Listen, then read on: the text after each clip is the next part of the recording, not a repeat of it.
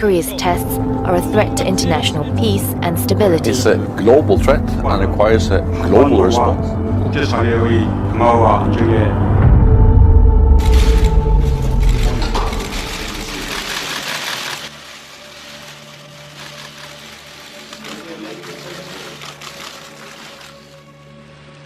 The United States has great strength and patience, but if it is forced to defend itself or its allies, we will have no choice but to totally destroy North Korea. Rocket Man is on a suicide mission for himself and for his regime. The United States is ready, willing, and able, but hopefully this will not be necessary.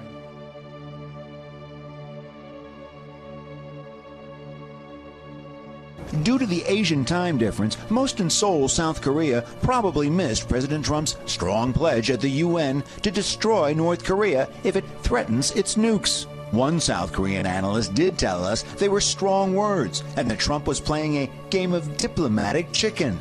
In the North Korean capital of Pyongyang, the lights were no doubt burning late. Here's how one analyst imagines Kim Jong-un's take on President Trump's rhetoric. I bet you, as we speak, in Pyongyang, in North Korea, they're sitting around poring over Donald Trump's statements, trying to analyze, what does it mean? Is this guy nuts, or is he really going to do this? U.S. and South Korea are making absolutely sure that North Korea is aware of the kind of firepower they possess. There has been another demonstration just miles from northern soil. Senior Foreign Affairs correspondent Greg Palcott has some amazing images tonight from Seoul, South Korea. There is a lot of talk about possible war. In South Korea, they are practicing at it, just in case. U.S. and South Korean forces taking over a mock town, but this is an exercise with a difference. Just 12 miles away, the heavily fortified DMZ. Beyond that, North Korea. These troops are some of the most forward deployed in the region. If North Korea invaded or vice versa, these U.S. and South Korean forces would be at the tip of the spear. They're already doing maneuvers with North Korean artillery positioned dangerously nearby. The aim of the mission is to make sure U.S. and South Korean military can work and fight together, and the Yanks can get used to the tough Korean terrain. The regime of Kim Jong-un calls these drills invasion exercises, and it drives him crazy. That's probably another reason why the U.S. military keeps doing them. All training that we do is training for a possible war, but it does give it a different flavor when the pressures are heightened and there's a different bit of intensity as you see, in the conditions around you. No one on the ground here thinks the military option will be an easy or a preferable one.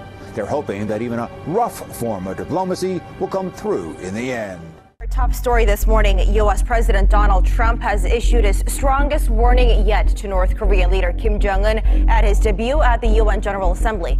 Calling him by the nickname Rocket Man on the global stage, Trump said North Korea's nuclear weapons and ballistic missiles are a threat to the entire world. Our Park Hee-jun starts us off. The 72nd UN General Assembly session opened on Tuesday. Leaders from 193 member states gathered at the UN's New York headquarters to address several ongoing international crises, including the Rohingya crisis, the civil war in Syria, climate change, and of course, North Korea's continual nuclear and missile provocations. The highlight was, as expected, US President Donald Trump's keynote speech at his first appearance at a General Assembly session since his inauguration in January.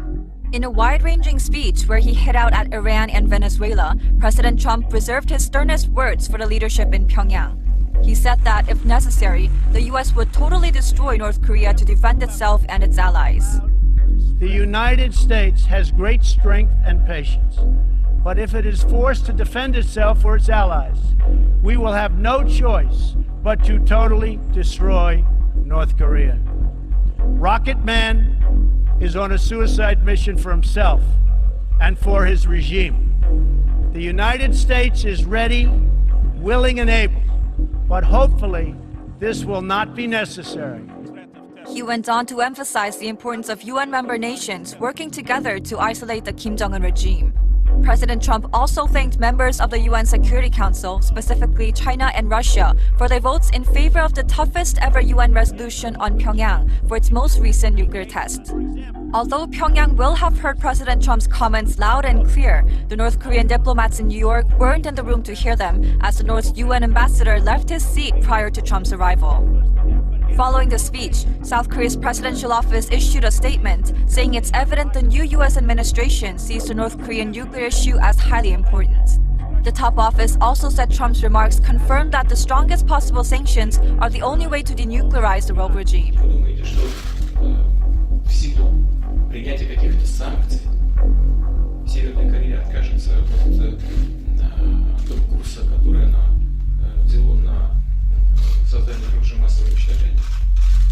Использование санкций любого рода в данном случае уже является бесполезным и неэффективным. Для них, как я вчера сказал одному из своих коллег, траву будут есть, понимаете? Но не откажутся от этой программы, если не будут чувствовать себя в безопасности. Kim Jong-un has declared he will achieve his goal of building a nuclear weapons arsenal despite international efforts to stop him. As tension mounts, U.S. troops are training for a worst-case scenario situation where they will have to react at a moment's notice. Ron Allen reports from South Korea. North Korea threatening to test still more weapons of mass destruction after a beaming Kim Jong-un watched the latest missile launch. He's vowing to create a military equilibrium with the U.S. Ozan Air Base, just 50 miles from the border, home to many of the 28,000 U.S. military personnel in South Korea, remains on a constant state of alert. That bright light piercing the clouds, a top-secret U-2 spy plane returning to base. We're in the chase vehicle, the driver on the radio, guiding the pilot down. 3 now, 2. Nicknamed the Dragon Lady, first used to spy on the old Soviet Union, able to soar at some 70,000 feet, sending real-time pictures and sound from the ground back to base. Now taking on one of America's toughest challenges here, trying to gather intelligence about what Kim Jong-un will do next. How is it different now than under normal circumstances? We're busier now than we've ever been. Do you get calls from family, friends? Do they ask what's going on? We do, especially family back home in the States who are seeing kind of what's going on in the media. They call concerned, but for us here, really our daily operation, our daily job is just to be ready. Captain Drew Taylor of Newtown, Connecticut, who flies this supersonic F-16 fighter jet, would be among the first to respond to an attack.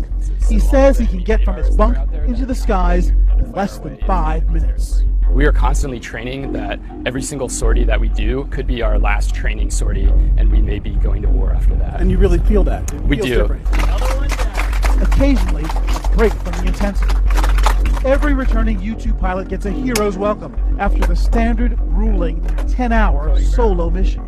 How was it? Great. Our conversation interrupted. Sorry to interrupt. The pilot off to a confidential debriefing. While across this sprawling base, practically edging enemy territory, constant readiness for whatever they're called on to do. Ron Allen, NBC News, Ozan Air Base, South Korea.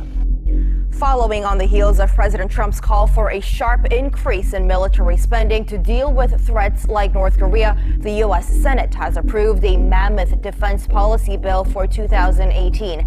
Now, the bill authorizes the Pentagon's budget for next year and sets guidelines on how the money is spent.